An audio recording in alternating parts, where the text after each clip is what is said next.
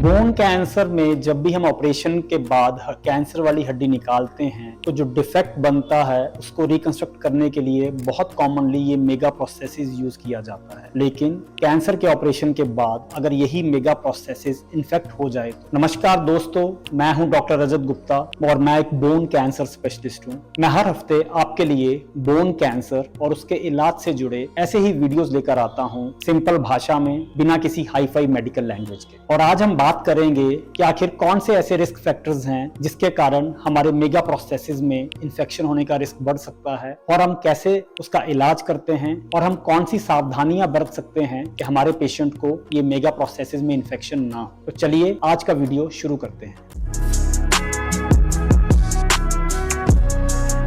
जब भी bone cancer का ऑपरेशन होता है और हड्डी के डिफेक्ट को रिकंस्ट्रक्ट करने के लिए मेगा प्रोस्थेसिस लगाया जाता है तो ये मेगा प्रोस्थेसिस, क्योंकि ये एक मेटल का इम्प्लांट होता है, इसमें कोई नेचुरल ब्लड सप्लाई नहीं जा रही होती, तो इसका इन्फेक्ट होने का रिस्क होता है। और ये इन्फेक्शन या तो एक्यूट इन्फेक्शन हो सकता है या फिर डिलेड इन्फेक्शन। एक्यूट इन्फेक्शन हम तब कहते हैं जब ये ऑपरेशन के लगभग 1 महीने के अंदर हो जाए, और अगर यही इन्फेक्शन ऑपरेशन होने के कुछ महीने या कुछ सालों के बाद हो तो उसे हम डिलेड इन्फेक्शन कहते हैं। अब बात करते हैं कि आखिर मेगा प्रोस्थेसिस में इन्फेक्शन होता क्यों है। तो जो एक्यूट इन्फेक्शन होता है उसका मेन रीजन होता है कि हमारा जो मेगा प्रोस्थेसिस का सर्जरी है वो काफी लंबा चलता है, क्योंकि पेशेंट्स ये कैंसर वाले होते हैं और इन पेशेंट्स में मेजॉरिटी ऑफ पेशेंट्स में कीमोथेरेपी लगा होता है, जिससे कि उनका इम्यूनिटी लेवल्स कम होता है और कई बार ऐसे पेशेंट्स का न्यूट्रिशनल स्टेटस भी काफी अच्छा नहीं होता। तो ये सारे रिस्क फैक्टर्स होते हैं जिससे कि हमारे पेशेंट्स को मेगा प्रोस्थेसिस में एक्यूट इन्फेक्शन होने का रिस्क बढ़ जाता है। अगर हम डिलेड इन्फेक्शन की बात करते हैं तो इसलिए होता है कि अगर किसी पेशेंट को ऑपरेशन के कुछ महीने या कुछ सालों के बाद स्किन में कोई इन्फेक्शन हो जाए, पेशाब में कोई इन्फेक्शन हो जाए या शरीर में कहीं भी इन्फेक्शन हो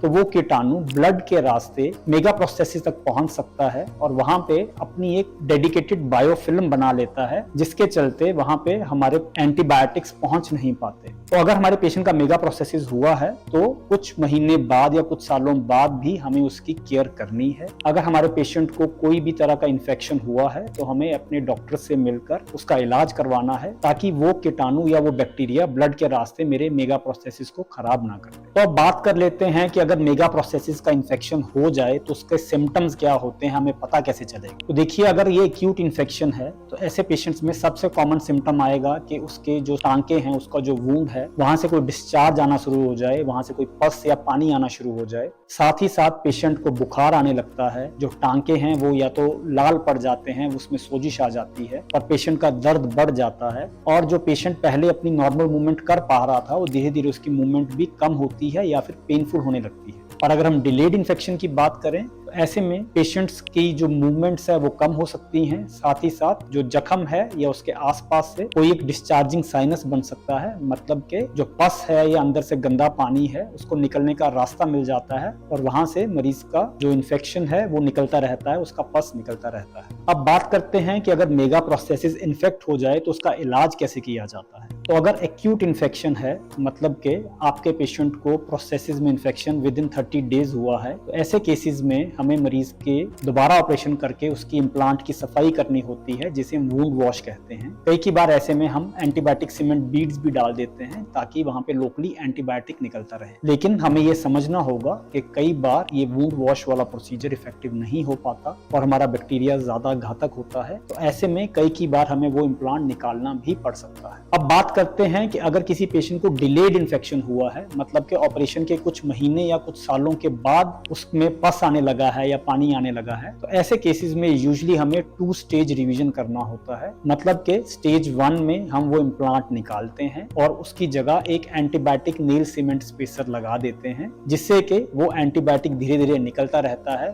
और कीटाणु को, बैक्टीरिया को मारता है। जैसे ही ये एंटीबायोटिक स्पेसर लगता है तो उसके लगभग 1.5 से 3 महीने के बाद अगर कोई पस नहीं आता है, पेशेंट का वुंड साइलेंट हो जाता है, तो फिर दोबारा ऑपरेशन करके उसमें मेगा प्रोस्थेसिस लगाया जाता है। तो वीडियो एंड करने से पहले अक्सर हम इस बारे में भी बात करना चाहेंगे कि हम क्या करें कि हमारा मेगा प्रोसेसेस में इन्फेक्शन ना हो। तो हमें इस बात का ध्यान देना होगा कि जब भी हमारी सर्जरी होने वाली है तो हमारा न्यूट्रिशन का स्टेटस अच्छा होना चाहिए। अगर हमारे पेशेंट को डायबिटीज या शुगर की तकलीफ है तो हमारे शुगर लेवल्स कंट्रोल में रहने चाहिए, ऑपरेशन से पहले भी और ऑपरेशन होने के बाद भी हमें इस बात का ध्यान देना है कि हमें सारी उम्र अपने शुगर लेवल्स को कंट्रोल में रखना है। अगर वो डायबिटिक पेशेंट है तो उनको शुगर की दवाई लेनी है ताकि उनके शुगर लेवल्स बहुत ज्यादा ऊपर नीचे ना हो। साथ ही साथ हमें अपनी डाइट का और न्यूट्रिशन का ध्यान रखना है। पेशेंट को हाई प्रोटीन डाइट लेना है जिससे कि उनकी इम्यूनिटी स्ट्रांग होगी और इन्फेक्शन के आने के चांस कम होंगे। तो उम्मीद करता हूं आज के वीडियो में आपने कुछ नया सीखा होगा। अगर ये वीडियो आपको अच्छा लगा तो आप इसको शेयर कीजिए। अगर आप भी किसी ऐसे पेशेंट को जानते हैं जिनका मेगा प्रोस्टेसिस इन्फेक्ट हुआ हो तो आप हमें कमेंट करके बता सकते हैं। तो मिलते हैं अगले हफ्ते एक नए वीडियो एक नए टॉपिक के साथ। Thank you.